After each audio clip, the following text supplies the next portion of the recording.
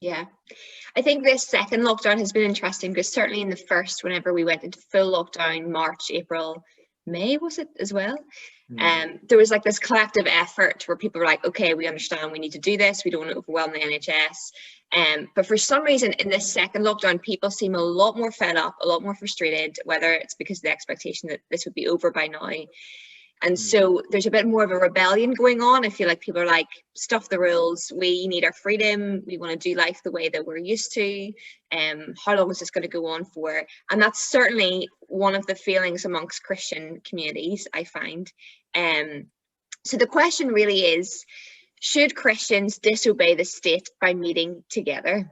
Are there ever any circumstances where we can disobey the government? What do you guys think?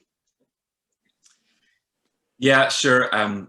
I think there are really two parts to this question. The first one, a short answer in terms of Northern Ireland, and I know Huw, being down south, that you might want to answer this differently, but I would advise Christians to obey the state in this instance, definitely. So in Northern Ireland, we've just had an announcement of another 2-week lockdown where churches aren't able to meet.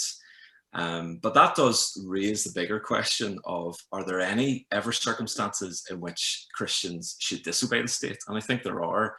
I was really struck when this question came up for us by Jeremiah 29, where Jeremiah is given a message for the exiles. God's people are living in exile at this point in Babylon, which was not a very godly place to be.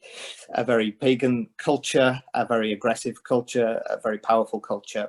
And Jeremiah brings this message from God for the exiles there, for his people there. And he says, you know what, settle down, be good citizens, pray for the peace of Babylon, and so on. You know, this very godless society, because if it prospers, you too will prosper. And I think that's a very, very key passage, actually, for lifestyle generally, actually, for the Lord's people. We live in an increasingly godless culture. Yeah. We know that. But when we choose to disobey, as Michael was saying, are at those knife edge moments where we are forced into a very sharp choice between love for Jesus or not.